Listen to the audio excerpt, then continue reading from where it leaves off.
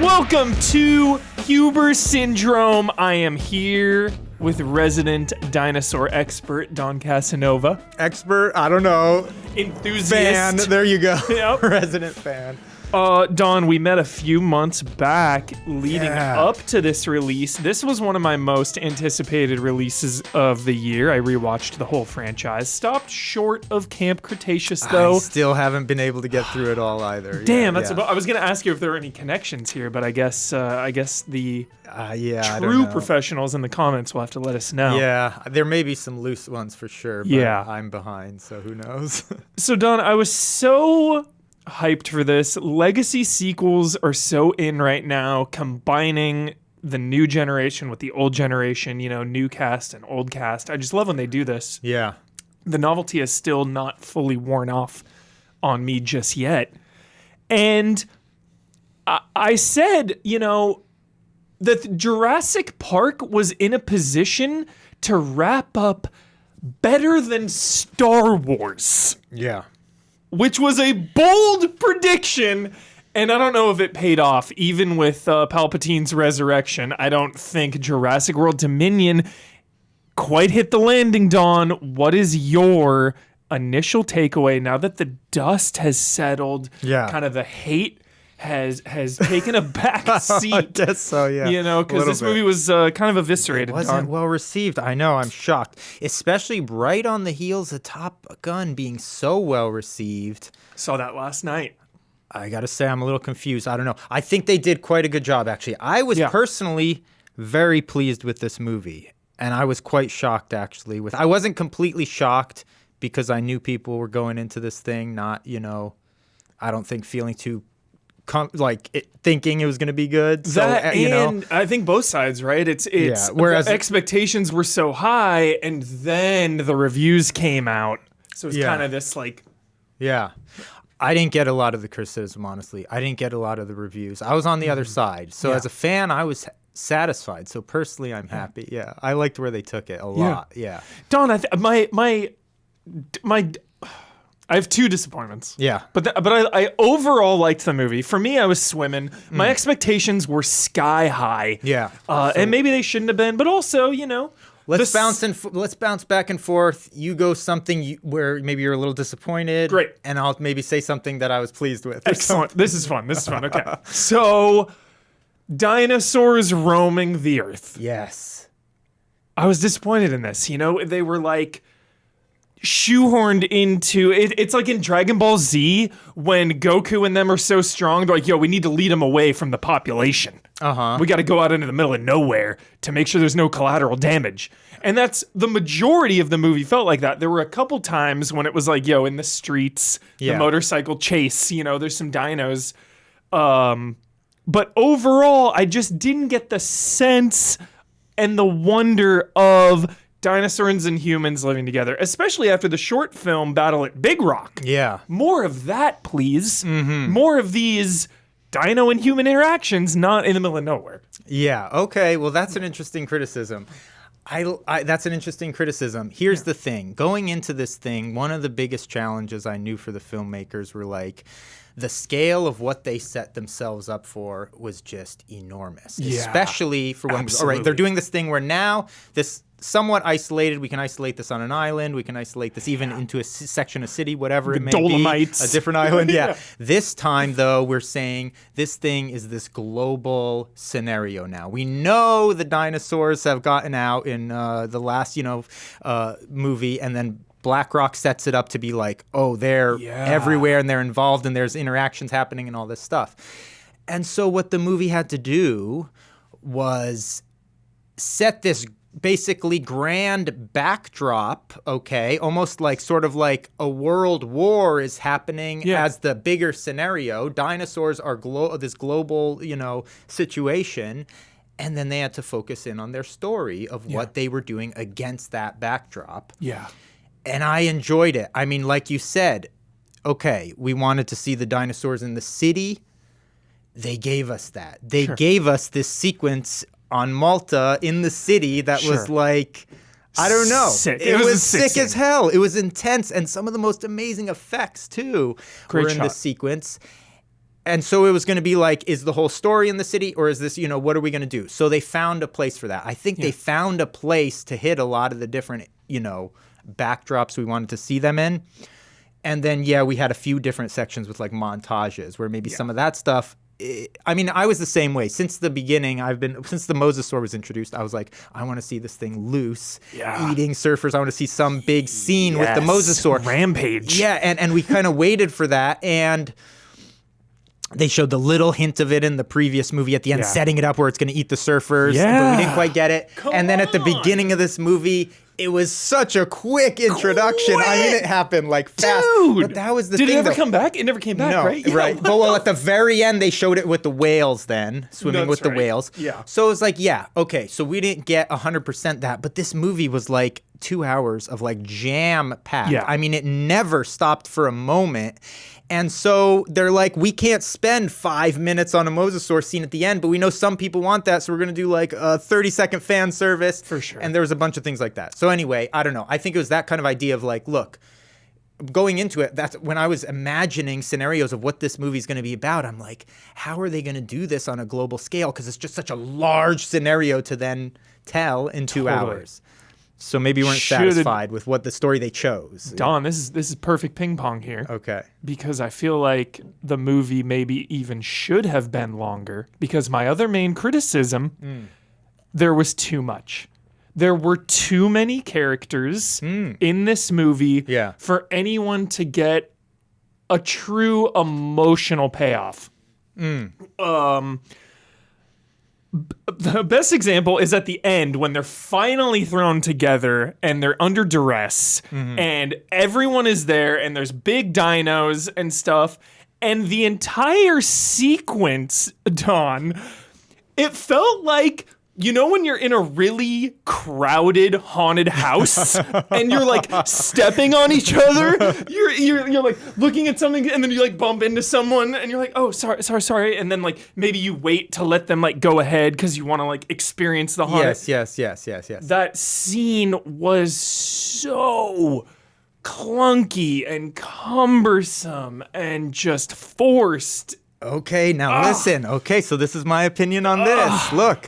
Now, it should be noted, too, I've seen this movie multiple times, okay? So opinions change a little bit. In the IMAX. Opinions I made change sure to a little see bit. it in the IMAX. Yeah. I saw it 3D twice. I saw IMAX, not the Irvine one, the little bit smaller scale screen. Still an incredible experience. The effects in this movie are absolutely... Just the effects alone, I'm shocked. We'll get to this, I'm sure, but I'm shocked that people aren't more talking about the effects. They're outstanding. Yeah. Okay. The last scene. The first time I saw it, I felt a similar look when I first saw the previews and the movie posters, and you'd see this giant ensemble together. I'm like, how are you going to move this enormous cast through any scene, right? Yes. And so this is what they did. And the first time I saw it, I'll admit, one of the very few criticisms I sort of had was like, man, it didn't feel like there was this really super distinct, strong climactic moment. There was the moment, but it felt like maybe it wasn't as big as it needed to be somehow, or it wasn't as spectacular. And I know that what you're talking about, you have this giant group of people in this courtyard. You could almost see the blocking of like, we can't fit you all on the stage kind of thing. Yeah. Like, It was making me anxious. However, it was making me anxious for the wrong reasons. After multiple viewings, Hubert. Yeah. My opinion slightly changed. Yeah. Look, they broke up everyone into these groups before that. They told all these little stories. They had all these little moments that I thought were fabulous between like Laura Dern, Claire Dearing, like all the characters that got joined up. I thought the way they played that stuff out was great. Her and Grant was a 10. And they just, like Best you said, they had a lot of characters. I don't think they had too many, but they had just the right amount where they had to keep this thing like moving, right? And so all those like kind of threads then came together at the end in this one scene that, look, the biggest problem with that scene, I think, was the, villain dinosaur, this Giganotosaurus, which I've been pronouncing wrong, by the way, this entire Jurassic Park Evolution, Jurassic World Evolution's been out for like a year or something. Yeah. I've been pronouncing this thing the Giganotosaurus. Giganosaurus. I was like, that's what I was saying. Apparently, it's the Giganotosaurus. But oh my God. So this thing was like an odd final villain to have. It wasn't as memorable as some of these other, the Indoraptor. The Indoraptor's such a 10. Yeah, the Indominus Rex. Fish Freak is a 10. The Mosasaur. Yeah, those are all. And this one was like, it maybe didn't quite have enough time during the movie to shine, to set it had itself the big up. Claws, it right? was big. No, I'm talking about that big, not that one, but the big one that was fighting that one. And the Giganotosaurus. That's right. The big lumbering with the long tail, and he's like this giant, nasty Komodo dragon. This jolly thing. It reminded me of an old 1950s monster movie, like when they had the real, like, he was like that kind of thing. He was just like a lizard. He was like a big lizard. But upon going back and seeing it, it was like, all right, it was fine, honestly. I saw it and I was like, this is a chaotic moment. I kind of appreciate it. A lot of people, it's divisive. People don't like that scene. Yeah. I think it just worked, personally, with the way they split up the groups before that. And then they had that scene at the end. It just was like, it was all about that moment of escaping.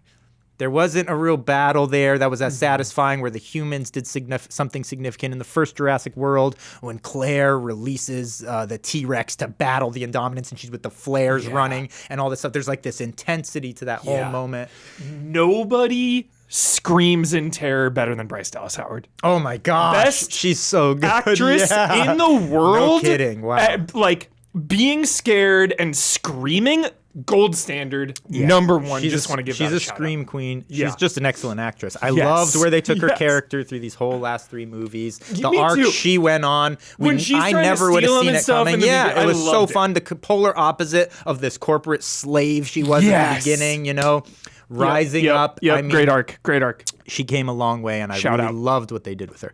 Anyway, so look, it was like this, though. In the end, the reason why that climactic moment not being like an absolute 12.5 for me being okay was because leading up to that, in the movie, there were like 10 or like 8 different climactic moments that were like so big and so intense, just sequences. You were talking about Malta and things like that. Good one. That were just like, I don't know. It was kind of like, it would have been almost could have felt like overkill, like just like, you would have been, who knows? But it was okay, I thought, in the end. Okay. I don't know. Shout out to Sattler and Grant. They did excellent. Finally. I thought it was great how they pulled him in, and it was fun. It was like an 10 out of 10. 10 out of 10 moment just at the end, dude. Like, dude, Jurassic Park 3, how long have we been wanting this? Yes. How long have we been wanting? Like, exactly. Jurassic Park 3 was like a slap in the face. That was such a slap in the face. Everyone, This righted the ship. Right. It felt so right. Not just that, the tone of their relationship during this was great, I thought. The goofy plot they had them involved in was like super fun. Yeah. A lot of criticism of this movie were people saying it's not fun. I found that absurd. This was so fun. It was fun. It was so silly and fun and really cool stuff. That's my least favorite criticism of all time, dude. And it's just this Marvel era where it's like anything not fun like a Marvel movie is not fun enough. I don't know. That just, I thought this was fun. I just watched Multiverse of Madness last night. Jurassic World is a lot more fun. That's not fun. Dude, so I loved it. And then I loved the payoff of where their relationship went, having been where it was and who they are. Like Grant being this solitary, masculine, sort of heroic type of figure. The way they made him kind of vulnerable in this. The way he's in that cave scene when he's like, it's going into your classic archetypal movie thing of like the man is going to lead the charge and he's like gets scared and falls and she's like hurt, he's like weakness. Yeah. In the end, he's choosing to follow her. He's going with the female, following the female's intuition. A lot of the themes in this whole movie were about that, I think, which was excellent. So I loved how they paid off Alan and Ellie. Definitely. I will say another slight disappointment, and my expectations weren't that high, but I thought it was an interesting element in Fallen Kingdom was Lockwood. Okay. I loved the reveal of why she was cloned to remove the illness. Okay. All that. I have a big thing on this. Yeah, that was excellent. I got emotional. Okay. But that was like the only moment. Here's the thing. I get the I wanted more from the family dynamic, I guess. All of that is good on paper. Even her like secret origin and the illness and stuff. Like, it was like almost there for me, Don. Like, I liked it, but it was like one step away from being truly great. Yeah. Here's the thing about that. I think Maisie Lockwood's story is great, and they chose to tell it in a very interesting way. It was a little bit reserved. It did pay off in the movie, but it was not as obvious enough to make people that I don't think have seen these movies multiple times realize what was happening there. And this is what I think it was. Yeah. Going into this one, From Fallen Kingdom, I'm thinking, what's the story with Maisie Lockwood, right? Yeah. We know that she's a clone. We know there's something that happened to create her. We know her mom passed and all of that. And we had these few interactions in Fallen Kingdom, like when the Indoraptor was loose and it screams and she screams. They had like this tonally very similar scream, okay? Yeah. There was a scene in Fallen Kingdom where the Indoraptor, I forget, it's a like reflection was on some glass and she was there. And so it's like it was superimposing, So hit over her. sick. There were several like references that led me to believe like she's going to be revealed as this like dino human. Dino queen. Right, Yeah. exactly. And so that's what I thought going into this movie. That all was going to be out on the table like as a big open plot thing. Yeah. I think they still paid it off. Same. Is that what it was? But it was, I don't know. I thought they added to it. They added this thing where like, oh no, you were born, you did have a mom and all this, but because of the medical and all this stuff. And what they didn't resolve is like, she was doing some sort of experimentation, which is what was able to make her then disease-free. And that's the same experimentation that the scientist was wanting to research her for so that he could, Dr. Woo hype. was researching her. So Nick that, Fury of Jurassic Park. So dude. he could cure this locust plot thing. Locusts. Right, and Yeah, they'd that's never right. reveal what this research was, though. They'd never revealed, well, what was this missing link that she found that could do that? But they did. In the scene, the end scene towards the end, where Pratt, her, and Grant are at the power station, and they're being, the raptor is there, Blue, or, the raptor's there, and she's going, and they all put out their hands like that, right? They're doing the thing. They're all holding out the hands, which a lot of people were saying, I don't know if this is a criticism. I know they played it off the wrong way. This is what was happening. They all hold out their hands. You're saying, what? The first time I saw it, I said, what the heck was that? They're just following Owen Grady's training thing of holding out his hand, and somehow that worked. Is this like distraction thing? No, what it was, look, she stood out front and center and said, I can handle this or whatever, right? Is this headcanon? This is what I believe is true, because how could you deny it? I think you're onto something here. Yes. No, I really think you're onto something. She steps out and says, no, I can communicate with her, right? As the leader, then they all put out their hands. They separate. The dinosaur is looking at her and it looks at him. It attacks Grant. It doesn't attack her. She's right in front of it. It willfully turns from her to attack Grant. That right there to me what do you read on was there? saying that's the definition that she is a hybrid. The same way her genes were damaged and they replaced dinosaur genes with other genes to complete the dino genomes. Yeah. Her as a human being was fixed So with it's this censored in dino her. DNA that the dinosaur could sense in her. Okay. That's what all these past moments were too. Because how could you have all these distinct moments like that too? You said, because what other explanation was for that scene other than just something ludicrous of like they're holding out their hands and distracting the dinosaur? That doesn't make any sense.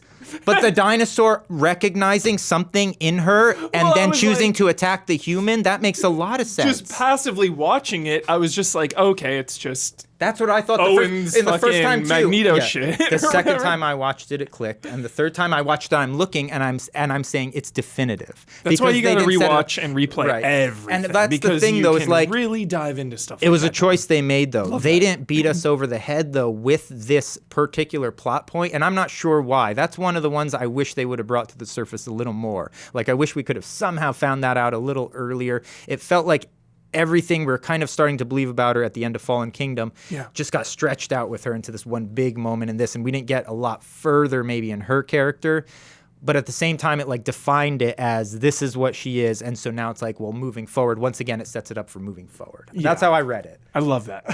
That's fantastic. I don't know. So I love the Maisie Lockwood. Canon now. Yeah, I love her story a lot, and I liked how that all played out.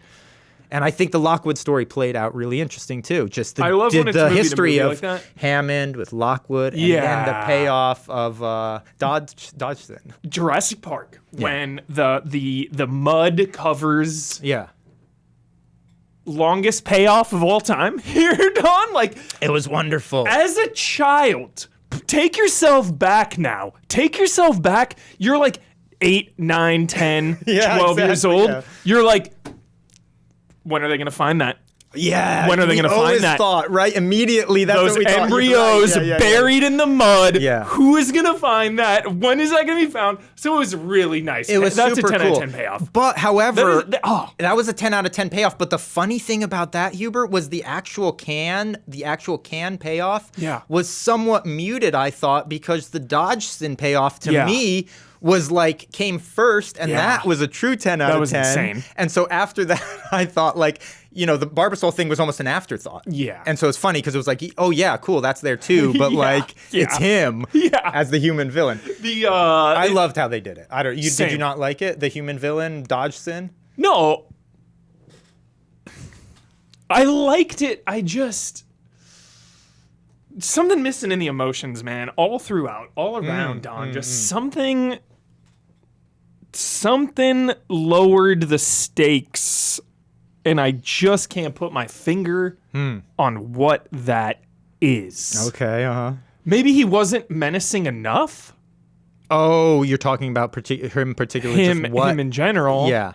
Like, the dinosaurs and the humans both weren't threatening enough. Like, I'm thinking back to the Lost World. Lost World gets a lot of shit, but those poachers were ruthless and intense, Like, Pete Postlewaite or whatever, one of the greatest actors ever.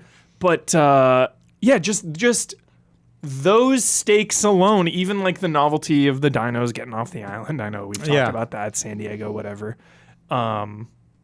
Yeah. It's a funny thing. It's basically, I think it's funny. It's because, like, in one way, him as a villain and some of the setup of the movie's premise, was a little bit reliant just on, like, knowing the audience is living in its current time, and it's like through association with so many other things of art. It was like he was so familiar in so many ways to these villainous tech corporate figures we know that it's like it left you to, like, fill in a little bit of that stuff just with your own reference, I think, which kind of worked okay, but a problem with that as well is, like, one of the, in the end when the big fire is breaking out and this is like this enormous cataclysmic event, the problem is we're living in a world where, like, there's, like, enormous cataclysms happening constantly. So it's like understanding that as a catastrophe and being like, oh, this whole, like, biome is being destroyed. It was kind of like, yeah, but that's kind of also, like, happening right now. So it's just, like, dark that way of, like, back and forth with the reality of our world. But I don't know. I enjoyed him as a villain because holy shit. Of the context of our times. I thought he was a great villain because he was, like, really, really believable as, like, just like, we've seen this guy for real 100 times in real life. Absolutely. And so to just understand him more in this, like, villainous matter of fact nature and not just the PR nice side of that, that you're good call. I don't know, whatever. I thought it kind of was like a nice thing. It was a nice thing too to have a kind of just epic, over the top, and a sort of, I thought he was sort of silly, over the top, just this grandiose 80s human villain. Oh, and his henchman, the guy with the, I loved him with the jacket and everything. That good henchman. Yeah. Good henchman. Good 80s style, like late 80s movie. Spielberg, it felt like a Spielberg kind of villain from the 80s. But yeah. So overall, you liked it, Don. To close it out, let me tell you a couple of things I liked about this real quick that I want to highlight that we didn't talk about. First of all, how the movie began was such an interesting choice. It opens up and the whole first, 20 minutes at least, were like, it was a Western movie. Yeah. Suddenly, Claire and Owen are, like, living in the West. He's like doing this, like, wrangling these dinosaurs, and they have this, like, quaint lifestyle that's, like, secluded, like a little classic Western story village, and, like, anything leaving the town. Good premise like for a show. Threat and all this stuff. Jurassic Park show. Yeah. But it was, that's what this movie, Jurassic World, Jurassic Park, all these are based in that. The old 50s and 60s dinosaur sci-fi Western movies is what was huge at the time, the origins of this genre. So I thought to pay homage, which is what I thought they were doing in that beginning of the movie, to it in that way was like beautiful. And also just to see so many dinosaur history books when I'm a kid, reading it, looking it up, you're seeing dinosaurs in North America. It was a big thing. Yeah. And you're seeing these enormous sweeping vistas with like dinosaurs. You're seeing these still images. And just to be able to be in that world of these enormous epic, mountains and the scale of everything, North American, grand landscapes with these grand dinosaurs, the effects of it all, the size and the sound, to see that in like living motion and everything was such a satisfying and beautiful thing. I thought it was a lovely choice that they did. You're tapping into criticism and just the heart of criticism. I saw so many things of like, oh, the dinos just are like, they're just dinosaurs. Like, we've seen them before. Uh-huh. You know what I mean? Yeah. Like, that's such an unfair criticism. I didn't feel that way, though. I love that, like, you can just go in and enjoy the dinos on that level. Like, there's so much cynicism all the time, rightfully so. The world is a very dark and intense and brutal place right now.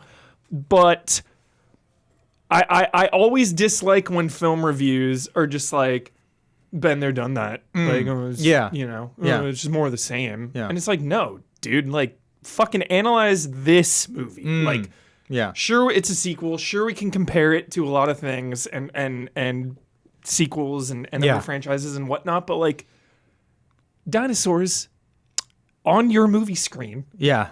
In the old, is fun. Yeah, and we hadn't seen them like this before. I mean, I don't see how anyone could say this is more of the same, because we hadn't seen the dinosaurs presented like this at all. The way that opened up in a Western, the framework of everything, the scale, this enormous photography and everything, just like was a lot of fun. Was beautiful. I thought it was a nice choice. The flare scene. Okay, the scene where they're going into the construction site early on after she escapes Maisie, and she's like, or when she's in town and she's in the construction site, and the like big brachiosaur, brontosaurus, whatever is lumbers into the site. Yeah, and then they lead it off with the flare. It was good. I'm such a fucking hypocrite. Was good, but it also reminded me of the better shot in Fallen Kingdom on the dock. When the it's like... Oh, when it's rising up behind the smoke and everything the like that? island is exploding in Fallen Kingdom. So it was like the same shot, but just a little lesser. Oh, I thought this was so different, though.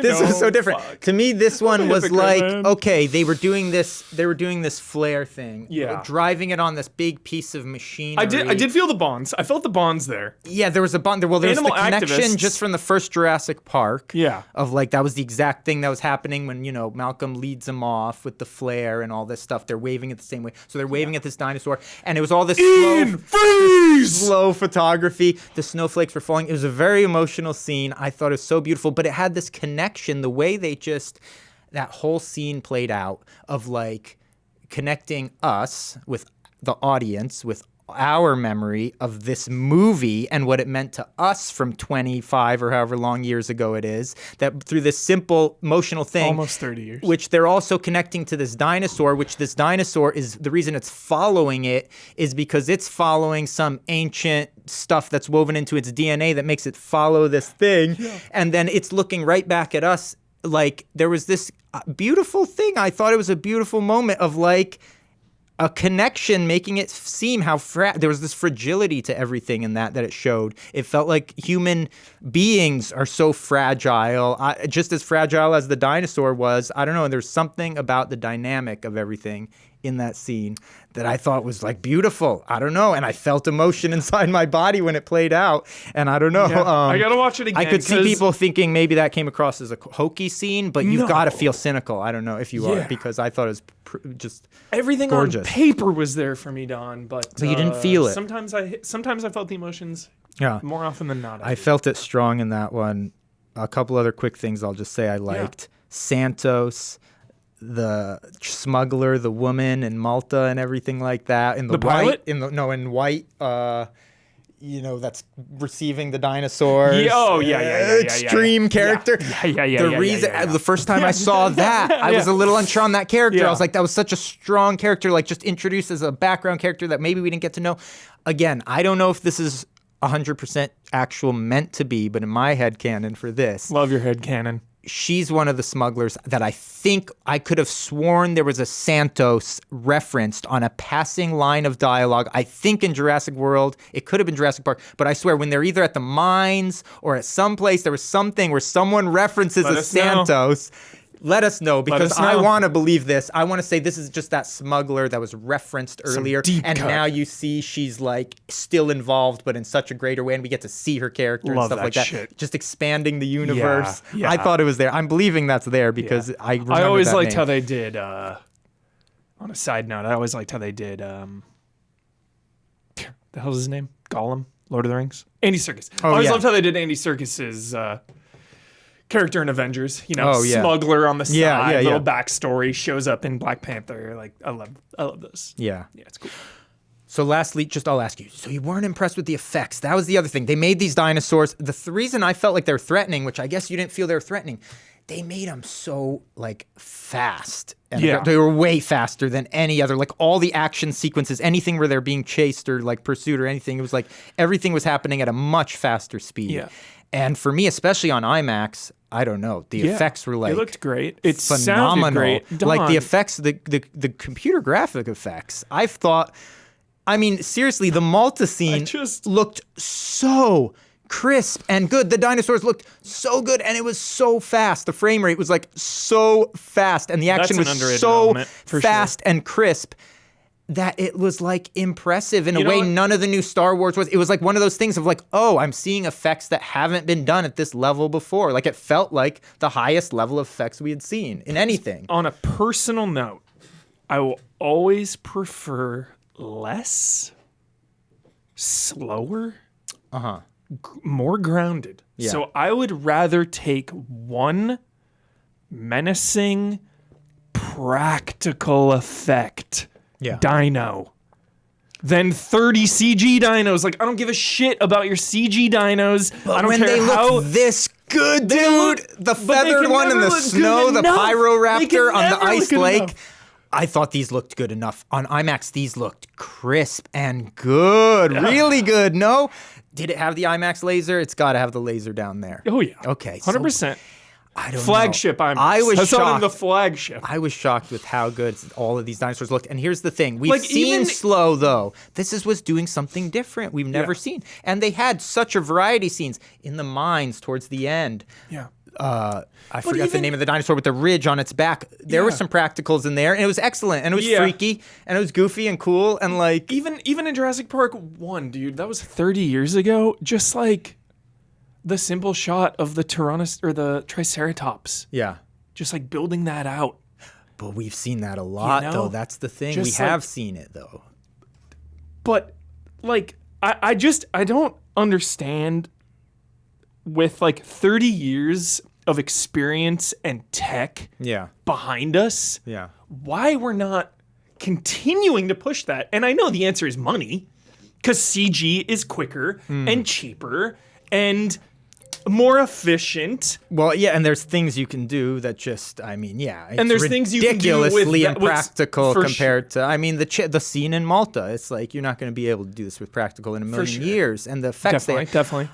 I thought it was good enough. I thought these CG effects, I'll say in past ones, there were scenes, because there's scenes too where the practicals, I mean, in part 3, the Spinosaurus and stuff, some of the shots, you like it, but it's charming, but you're like, that's a puppet. That's like a real puppet, you know what I mean? And it kind of breaks. Even that was like 20 it's fun, years ago. But I don't know. This one, I was really impressed with the visuals. If anything, the problem let me bring one last thing into it, Don. Here we go.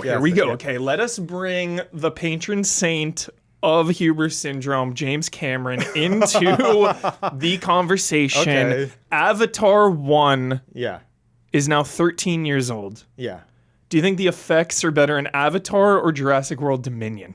Dude, the effects in Jurassic World Dominion were better than any movie I've ever seen. Computer graphics. One. Name one. Then Avatar, I thought they were 10 times better than anything. But I like the way Avatar mixes it. So even if technically the pixels or whatever the hell you say, I'm just talking about what worse, my eyes are seeing. Like, Cameron combines better than anyone. He uses both. He's got the big ass practical shit, and then he layers in the CG all around it to suck you in. But that's what this has in that Malta chase scene. Yeah. There was a billion practicals that weren't the dinosaurs, and the way they were melded to me were flawless. The way those dinosaurs were interacting with objects going down that street, practical objects, like, cars that are getting smashed, things that are being interacted with, bricks. There's a billion practicals all around these things, and the scene was breakneck fast, flawless, and like a Mission Impossible scene. And that was some of the criticism I think was like, "Whoa, this movie's like becoming this action." It was brilliant. We never seen it before, and the level of effect to have a dinosaur doing that kind of thing, I don't know. To me, it sold it good, but I don't know. I enjoyed it. Watch it again, Hubert. You're changing my mind. Watch it again. That's why I love talking to humans, Don. Because, like, okay, I prefer slow, practical, less is more. Yeah. But you've opened my mind to, like, the other side of it, how fast and fluid that stuff can be now that, like, back in the day it couldn't have. Yeah. I just don't think I'd never seen some of the sequences in this movie. I'd just never seen. It was like sometimes in a Mission Impossible, a certain movie, you were like, wow, that was like the top of the top effects. Like that was like, and I don't think Jurassic World's and stuff, Park has always been like pretty like cutting edge on effects. But this to me like stood out. I mean, I thought it was a million times better than any of the Marvel movies, but CG. Any of them. Better than Dune? The effects? Yeah. 100%. All right, we're going to cut it here. That's it. Thank you, Don. Pull the plug. I've had my... Wait a second. Is this thing on? We're pulling the plug. All right, the hook. Don't worry, the next one won't be out for about at least 6 or 8 years. You won't have to hear from me rant about this. That's what I love too. They didn't wrap it up. They just set it up now to be like. Where do we go from here? What's next? Movie, show, reboot? Oh, I remake? Really wouldn't. Where do we go? I really would not be surprised if they did a live action show. Limited. I would not be surprised. I hope they don't reboot. I'd like to keep it. I think we're definitely going to keep going. Yeah. There's going to be another trilogy. But I think there might be a show before that or something. There, we'll see some. It's going to branch out now. I mean, they set it up. It's like they didn't resolve anything. There wasn't this thing of like, oh, the sunlight's going to kill all the dinosaurs. Or found some way to like solve this global problem. It wasn't that at all. So yeah, I mean, there's a million things they can take it. It's going to take over every form of media. Hell yeah, dude! A show would be perfect. A show would be perfect, but then you got to worry about the budget with something like that. But a show, they might be able to do something like that then. Something a little smaller scale, something with like a lot of practical effects. Take it and do it in a different way now that we haven't seen it. This to me was like taking it and saying, let's just do it in the biggest, most AAA, gnarliest like scale of things. Because we haven't quite done that before. Lost World almost came to that. Lost World was like hugely epic. Yeah. Spielberg. Yeah. I'd love for him to come back and maybe direct the pilot episode of a show. How jolly would that be? That would be super Has he directed I don't think he's done TV yet? Oh, Spielberg? Yeah. Well, he started in TV. Started with like Duel and shit. I think TV, he periodically does stuff. I assume shows here and there, episodes. I mean, I gotta look into that, dude. Spielberg, it's time before you hang up your spurs, bro. I would think he's proud, though. That's one other thing I say. I thought Trevorrow did a fabulous job on these movies. I thought he did and I thought the way he directs everything. Very similar to Spielberg. I don't know. You look at it and you feel like it's Spielberg is a mentor because you see the similarities. But no one taps into human emotion like Spielberg. So, for sure. Yeah. I think that's for sure. There's not the dramatic, But none of those, none of them were. I mean, that's the thing, though. The second one is not a dramatic masterpiece. That's Fallen Kingdom? No, the second Jurassic Park, Lost World. Yeah. That's a popcorn movie. That's a Spielberg popcorn movie. Absolutely. It's a thoughtless kind of like, I mean, it has characters and stuff, but it's like silly, goofy stuff. Definitely. And even the first Jurassic Park, I mean, it's the most grounded and it has the most, but it's still. Malcolm's daughter never came back, dude. Dude, what? My script, I wrote a fan fiction. Yeah. She was an adult character in my fan fiction. This is the good thing. You know what I'm going to do? I'm going to try to get. I got to get in touch with. I got to get in touch with Trevorrow because my script, my spec script. Yeah. Someone get this to Trevor. I got a spec script. This is the spin-off show. It could actually work. It could work as the the spin-off, or it could work almost as the next movie, probably, but definitely as a spin-off. But it could work as the next movie, and it has Tim Alex as adults. It has Goldblum's daughter as an adult. Yes. They're all characters in Yes. it. Perfect. Yeah. So anyway, All right, look Don, forward to that. Thanks so much. What did you think of Jurassic World Dominion? Go watch it again. Your opinion might change. Watch again. It's probably going to be coming to streaming here Maybe, I sooner don't than know. later. Maybe it's still. I don't know. I think it's still making some money. Who knows? It's making Yeah. some money. It's still in large format. They're all jockeying. It's a battle between Top Gun Yeah. and Lightyear and Jurassic World Yeah. battling for that IMAX. It's Huber. It feels good to have the tent poles back battling Are right back! in theaters. That's a good thing. It feels great. I'm all in, Don. I saw blockbusters. Lost World and I saw Top Gun IMAX. I gotta see Lightyear in IMAX. Yeah, I gotta see the Lightyear. First ever IMAX formatted animated Oh, is that right? feature I didn't know that. for like large format. Way cool. It's the first of its kind. It's so insane that if you don't see it in IMAX, you're missing A good section. a good section of each. Like the that insane? animators animated the top and bottom of so many scenes that like 90% of people won't see. That's And I just absurd. love that dedication Yes. to the craft. I love that. At home, you'd have to watch it in some insane letterboxing. Yeah. Well, I remember the Dark Knight Blu-ray Yeah. does the on Oh, the IMAX Yeah. scenes. Crazy. Changes the format. Yeah. I gotta just go out, pan some gold, Don, hit the Yeah, lakes. that's not a bad idea. Pan some gold Yeah. and just build an IMAX. That's not a bad for us. idea. That's not a bad idea. All right, love and respect, everyone. See you next week.